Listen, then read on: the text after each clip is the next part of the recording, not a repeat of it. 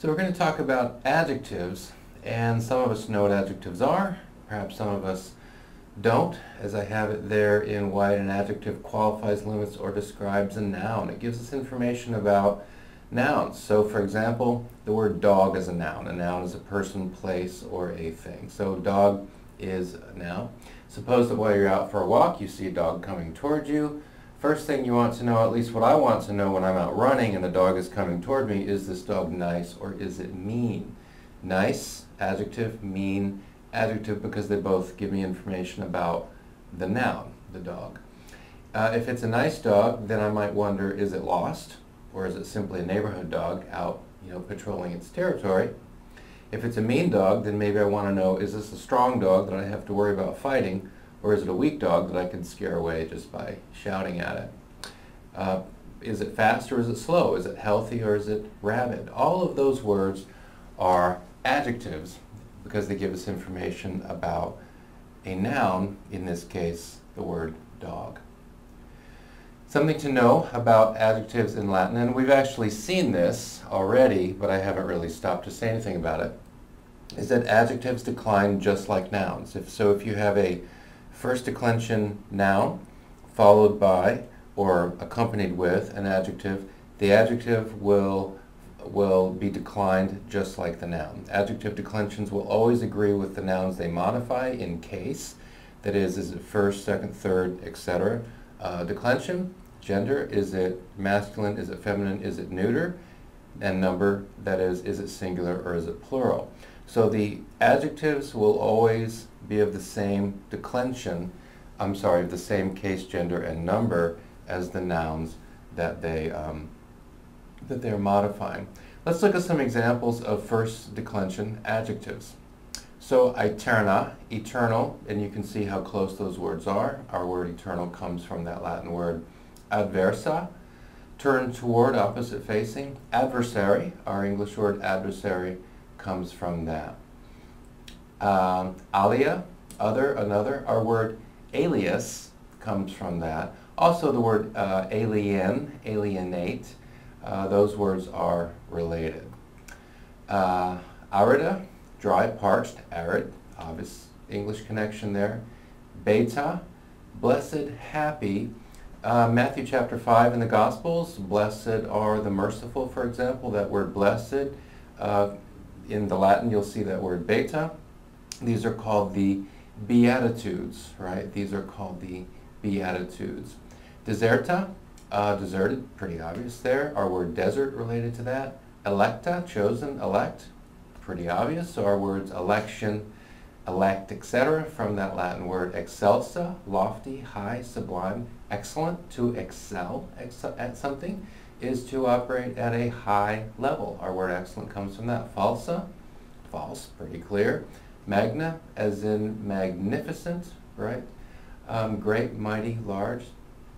Media, middle, mid, central. We think of the media, that thing that is between us and government. So you have government, you have the people, and the media provides, we hope, clear, truthful, complete information to the people. That's the media. Also our word medium, right, is related to that. Pauca, few, little. We have the English word paucity. Don't hear it a lot, but if you refer to there was a paucity of people at such and such event, that means there were a few people. Prima, first, foremost, first part. Our word prime, primate. Proxima, near, nearest. The English word proximate means close by. Sancta, holy. The word sanctuary related to that, sanctify. Every single one of those words up there has a counterpart in contemporary English. English is a Germanic language, but it is full of Latin, and we're speaking Latin all of the time. Okay, let's look at some examples. Fecit cenam magnum. Cena, first declension, noun, dinner. Fecit, he, she, it, made. We know from the context, we know we can look it up. He made. He made a dinner. Fecit cenam, right? And cena is in the accusative case because it's receiving the direct action of being made. He, she, it made a dinner, right? Fecit senam. But he, she, it made a great dinner. Magna. Magna gives us information about the noun. What kind of dinner was it? Was it a tiny dinner? Was it a delicious dinner? Was it a big dinner, a great dinner? So he made a large, great dinner. Fecit senam magnum. Notice that senam and magnum agree. They're both accusative. They're both singular. Let's look at number 2. Alium parabolum proposuit. Alium parabolum proposuit. We look at the vocabulary there. Proposuit, he offered, he proposed. He proposed what? He offered a parabolum, right? Parabola. Remember we saw that in a previous video. And this also is in the accusative case. In this case we're talking about Jesus. Jesus offered, Jesus proposed parabolum. And you could end the sentence right there. Proposuit parabolum. He proposed a parable. But then we have the adjective alia. And alia also in the accusative. Alia also singular, just like parabolum. So he proposed another parable. Okay? Let's look at number 3. Introverunt in proximus villas. Okay? Villas meaning towns, just like in Spanish. Villa, or in English, village. Right? So introverunt, they entered, notice the NT there indicating third person plural, they entered in proximus villas. In can sometimes mean in, sort of within something. We saw this in a previous video. It can also mean going into. In this case, we have the accusative plural case. They entered into proximus villas. They entered into, we could scratch out proximus, they entered into villas. They entered into villages. They entered into towns, or they entered towns. But we have an adjective there, proxima. They entered nearby towns, right? Or we could say they went into nearby towns. Proximus, villas, both plural, both in the accusative plural. Okay, number 4. Proferte stolam primum. Proferte, there's the imperative there, right? Giving a command.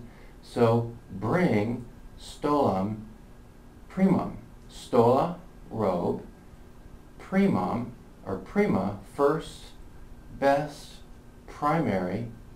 Bring the best robe. You can say proferte stolam. Bring a robe. But in this case, we are adding an adjective giving us information about the robe. So, bring the best robe. Stolam, primum, both in the accusative case. So you see we're looking here thus far all at accusative cases. As we go, we'll see other examples. Right now we're just getting used to the idea of adjectives and nouns coming together and being declined in the same way. Number 5, erat, he, she, it was, or you could say there was, procella magna, procella, storm. There was a procella. Remember, Latin does not have articles, a and the, so we have to put those in. There was a storm. Okay, you can end the sentence there. But the adjective gives us information about the noun storm. Erat procella magna. There was a great storm. All right? And I think in this case, we're looking at the nominative case because we have the verb to be. So it looks to me like we're being told about what was, right? What beed.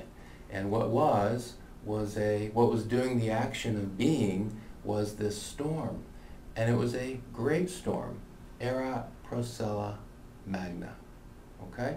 So as we go, we'll see a lot more adjectives.